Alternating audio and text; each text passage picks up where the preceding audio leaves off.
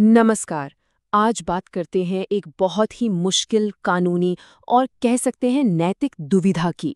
एक ऐसी सिचुएशन जहां कोई भी फैसला लेना आसान नहीं होता। जरा एक पल के लिए इस सवाल के बारे में सोचें।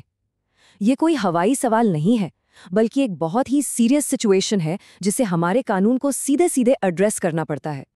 तो चलिए इस सिचुएशन को थोड़ा और गहराई से समझते हैं। सोचिए, किसी की जान खतरे में है और खुद को बचाने का सिर्फ एक ही तरीका है, वो है किसी बेगुनाह इंसान को खतरे में डालना। अब ये एक ऐसी भयानक दुविधा है जहां हर रास्ता मुश्किलों से भरा लगता है। तो सवाल ये उठता है कि जब सही और गलत के बीच की लाइन इतनी धुंधली हो जाए और कोई भी फैसला लेना लगभग नामुमकिन लगे, तो हमारा कानून हमें क्या रास्ता दिखाता है। अच्छी बात यह है कि ठीक इसी सिचुएशन के लिए हमारे पास एक खास कानून मौजूद है, और ये जवाब हमें मिलता है भारतीय न्याय संहिता 2023 के सेक्शन 44 में। जी हाँ, यही वो कानून है जो इस इम्पॉसिबल चॉइस या असंभव विकल्प को सीधे तौर पर हैंडल करता है। तो ये है कानून की भाषा, उसका ओरिजिनल टेक्स्ट। चलिए अब इसे थोड़ा ब्रेक डाउन करते हैं, इसे आसान भाषा में समझते हैं कि इसका असल में मतलब क्या है, क्योंकि देखिए इसमें कुछ बहुत ही ज़रूरी शर्तें जुड़ी हुई हैं। तो बात यह है कि कुल मिलाके 3 मेन कंडीशंस हैं जिनका पूरा होना ज़रूरी है। पहली, जान का असली खतरा होना चाहिए, मतलब मौत का डर बिल्कुल वाजिब हो। दूसरी, खुद को बचाने का कोई और सेफ ऑप्शन ना हो।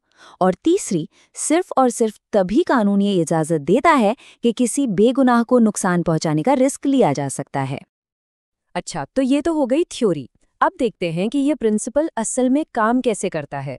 मजे की बात यह है कि कानून खुद ही हमें एक इतना साफ उदाहरण देता है कि सारी कंफ्यूजन ही दूर हो जाती है। इस उदाहरण में क पर एक जानलेवा हमला हो रहा है, वो भी एक पूरी भीड़ से। अब दिक्कत यह है कि वो भीड़ पर गोली चलाए बिना खुद को बचा नहीं सकता, लेकिन उस भीड़ में कुछ बच्चे भी हैं, तो अपनी जान बचाने के लिए क गोली चलाता है। कानून कहता है कि क ने कोई अपराध नहीं किया, भले ही उसकी गोली से किसी बच्चे को चोट क्यों न लग जाए।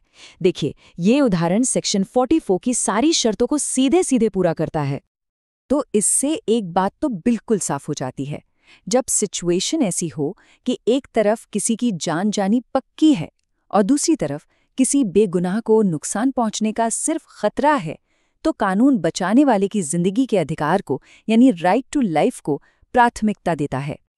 तो चलिए अब इसे केस से थोड़ा आगे बढ़ते हैं और इस पावरफुल अधिकार के जो बड़े इम्प्लिकेशंस हैं उनके बारे में सोचते हैं। ये कोई मामूली बात नहीं है, ये कानून एक बहुत बड़ा अधिकार देता है। यहाँ असल में 2 फंडामेंटल राइट्स, 2 मौलिक अधिकारों के बीच सीधी टक्कर है। एक तरफ है अपनी जान बचाने का अधिकार और दूसरी तरफ है एक बेगुनाह का सुरक्षित रहने का अधिकार।